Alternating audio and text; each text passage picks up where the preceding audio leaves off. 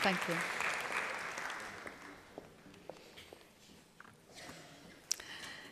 Dear honored participants in this conference, I am very happy to be here with you today. Last spring, I didn't know I was coming to Latvia or to Liepājā. But when I was sure I should be here, I thought I must know something about Latvia.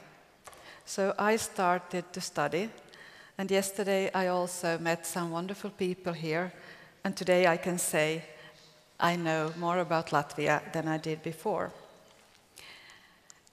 When was the last time you did something unexpected? And how did it feel? I now ask you to talk to your colleagues beside you about something unexpected you did. Did you climb a mountain? Did you make coffee for your wife or husband in the morning, to his or her surprise? When did you do something unexpected, and how did that feel?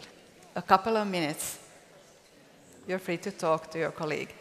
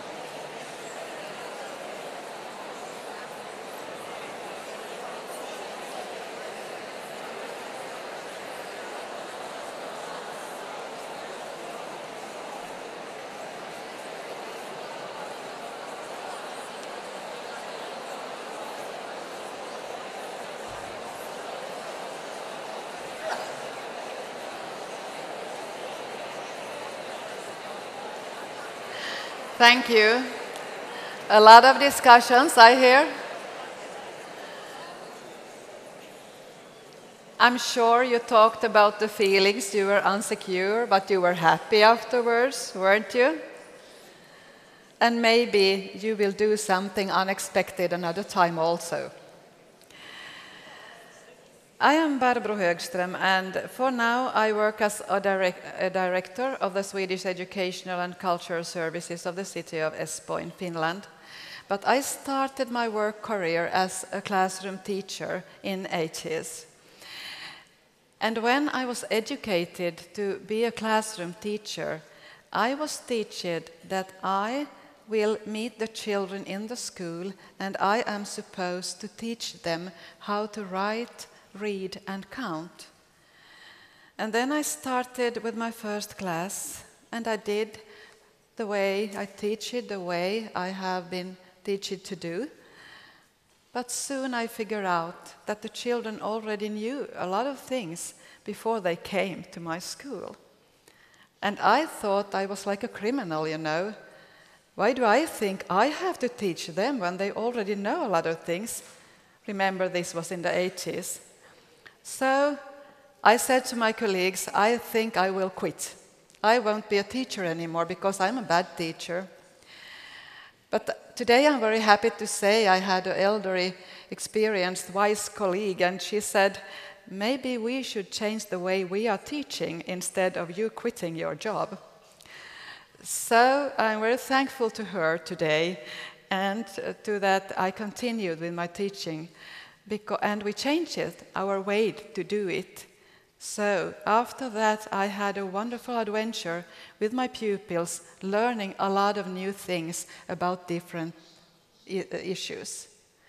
So I wanted to tell you about this because now I think it's quite common, both in Finland and here in Latvia, that all teachers should think, how should I teach? What are the ways of teaching the children?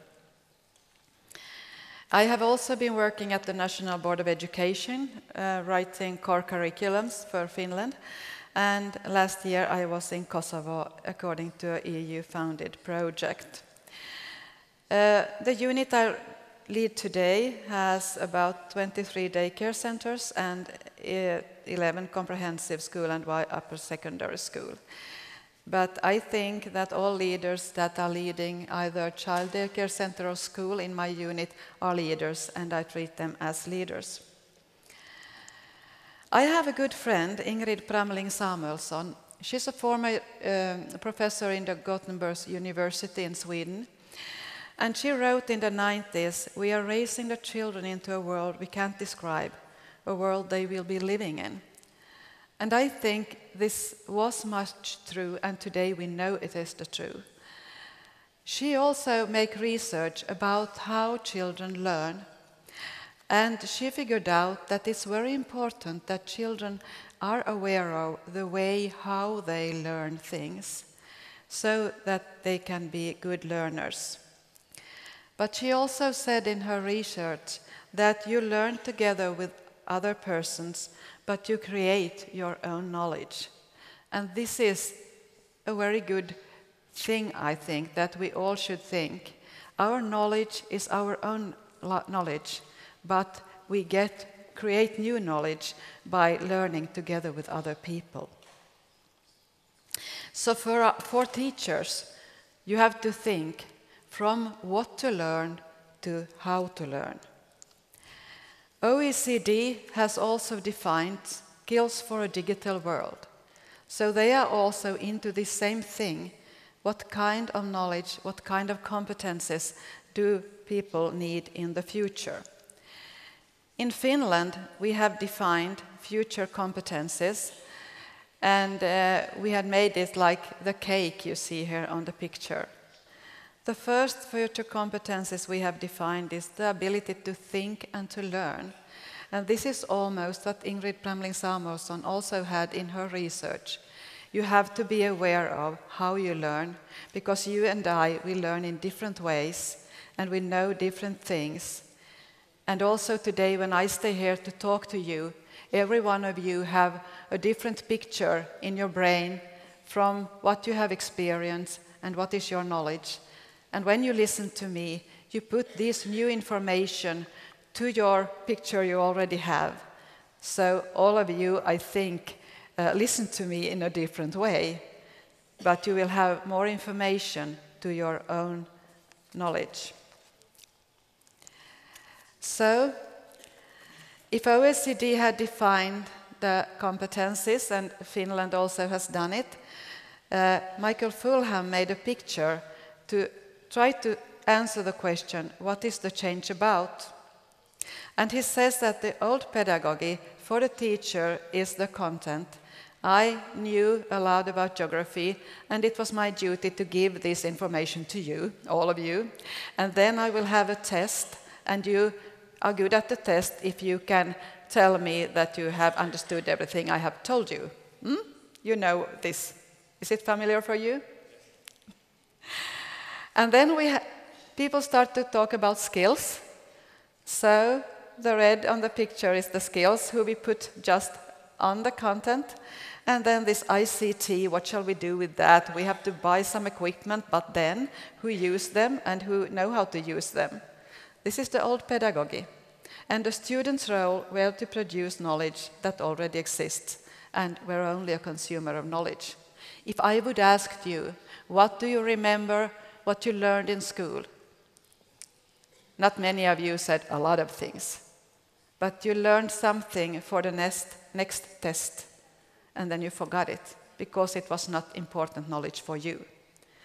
This is something we have to think when we go out and teach again. The new pedagogic talk about the digital environment, and we have these skills that also was defined in Finland. And then we have this content. We can't forget about the content. It has to be a part of it. But the new pedagogy make for the student an in-depth learning. They learn to think critically, and they produce new knowledge. So I think this is important for us all to see. It's not me here on the stage talking about this. It's Michael Fulham, it's Finland as a country.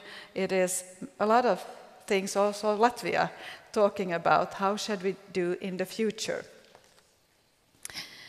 But though we say we have to have new pedagogy, I think it's really important to remember that learners have to learn how to read, write and count. Without these basic competencies, they can't manage to even search for knowledge. And for teachers, it's also allowed to teach in the traditional way. If you really think that this thing I have to give to them, to children, the only way is to teach them. If it's an active choice you do as a teacher, then you are allowed to teach.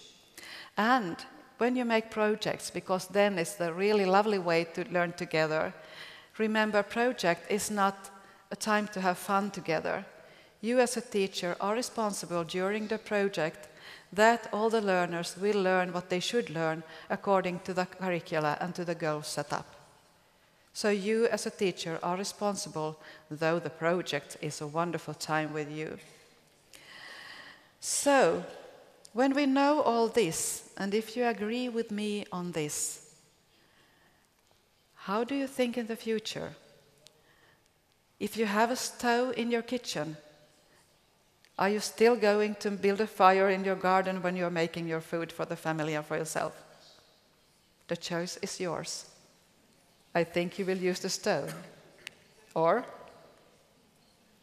except on barbecues. But if you choose to use the stove, remember, then you also use to teach in a new way, because we all know that children needs it. Well, when I came here, I told you I had to learn more about Latvia, about your geography, about what you're living on, about your languages, and how many people here live. So, imagine all of you will come to Finland. You're very welcome. Then you have to think, what do you already know about Finland? Do anyone know anything about Finland? Who knows something about Finland? Huh? Some of you. Great. You should talk what you know about Finland.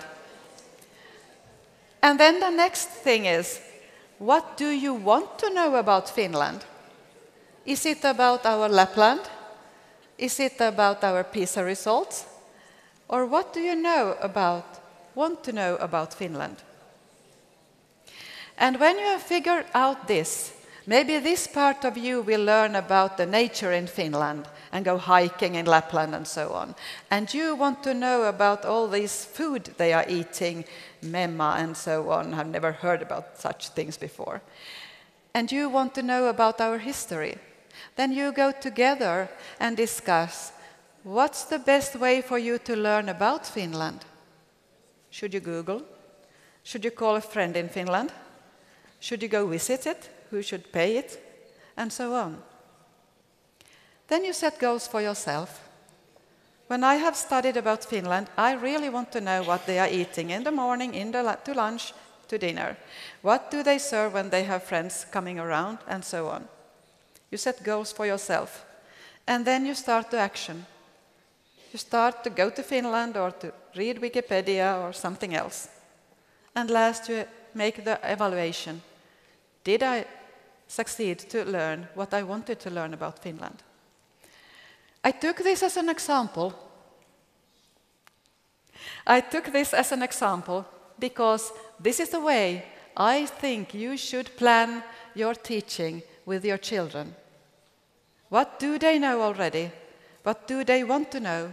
And maybe they don't know what they want to know, because maybe they have never heard about those things.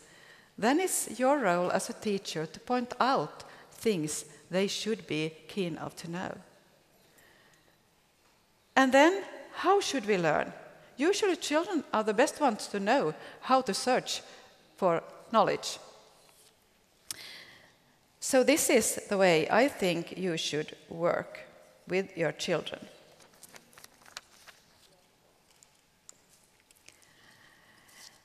And when you do, I can guarantee you, you will have a wonderful adventure with the children. And you will learn from them.